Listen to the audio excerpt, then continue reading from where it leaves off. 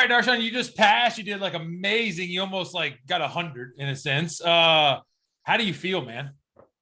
Well, first it was a sense of relief. As soon as it took about a day to sink in. Yeah.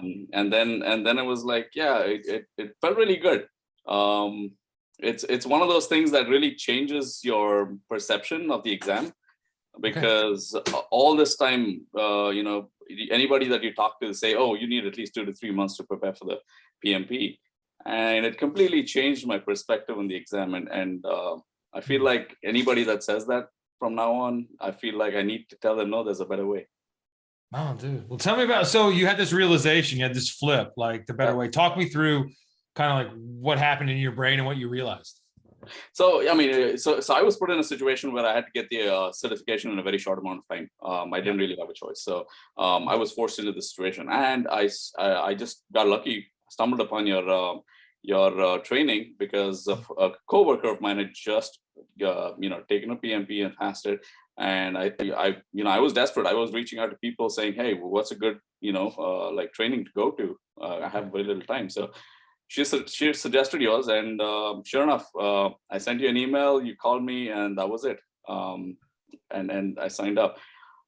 So the change in perception was, I mean, it's as simple as I've always heard the PMP requires 2 to 3 months, and you look it up online, that's what it says, a minimum of 2 to 3 months, depending on how much time you have. So I said, well, I don't have 2 to 3 months, so what do I do? So yeah.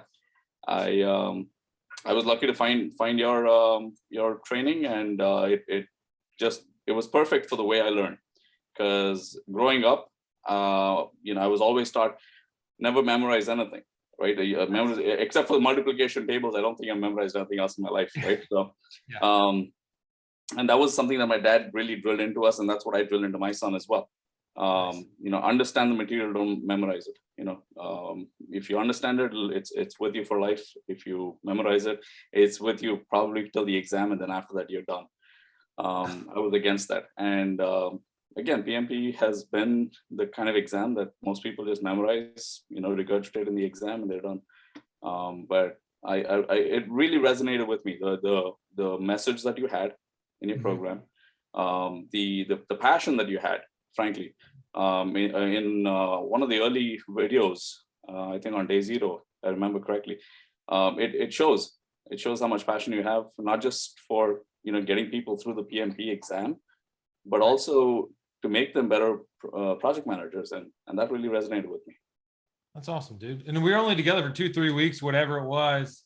Yep. So you're an experienced project manager, you're an experienced guy. Like, what kind of perspective did you gain, or like a little bit did you become better through the process? Any learnings or any reflections, or just things that like solidified in your mind about things you're doing well? Like, what was big for you? There were a lot of those. I'm now able to categorize a lot of the work that I do. Okay. Like stakeholder management, that's a large part of what I do. Communication is a large part of what I do. I've always kind of done that intuitively, but now I understand there's a method to it. And even though I've been doing it, I feel like, oh wait, there's a logic behind it. Now it makes sense.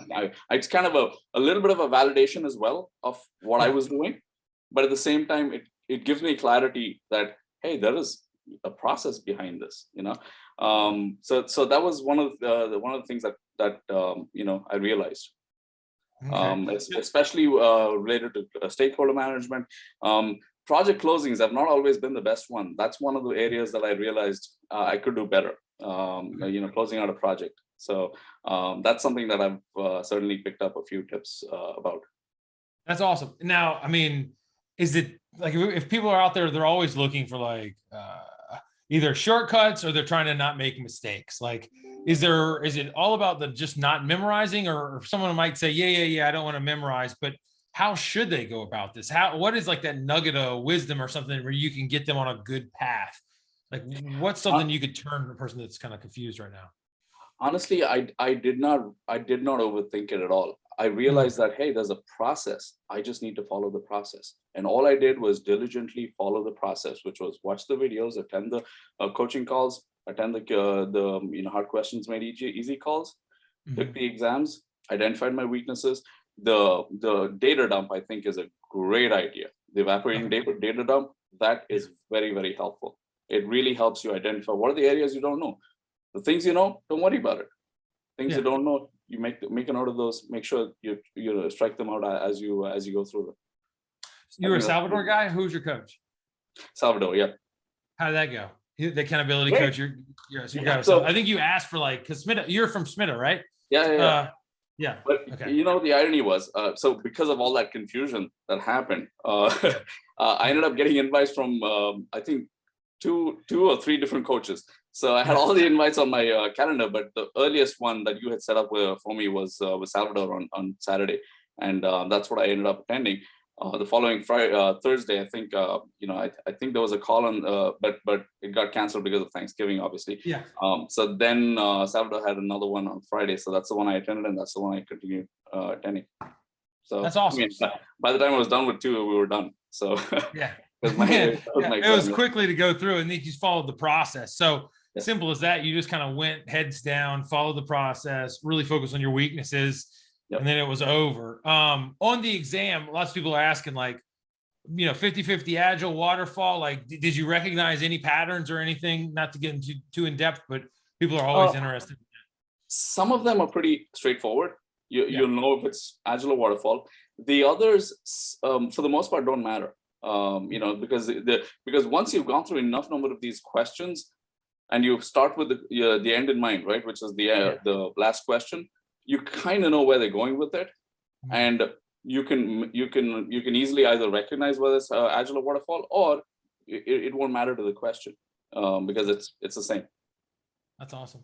Yeah. All right, cool. Well, we'll talk again later, but like, what's the one thing, like someone out there that's struggling right now? I know you talked about it, like that you could leave them with. What's some like a positive message, something directionally that you would want to say to someone that's still kind of struggling, worried, those kind of things? Any last message that you would give those people? I mean, for one thing, trust the process. Don't drag it out. Definitely don't drag it out. Book your exam date. That's going to be enough motivation for you to actually, complete the course. And by the time your exam rolls around, your coach will tell you whether you're ready or not. And trust your coach; they know. Simple as that. All right, man. Well, it's really good to talk to you. Thank you for taking some time on Sunday. I'll follow back up. This will not be the last time we talk, and I'm just happy for you. I'm really proud that we were able to help you, man. So thank you, Scott. I really appreciate it. I appreciate your program. You're really brilliant with the way you've come up with this program. I really appreciate it. Thank you. My pleasure. See you later. Talk to you soon. See ya. Right off. Bye.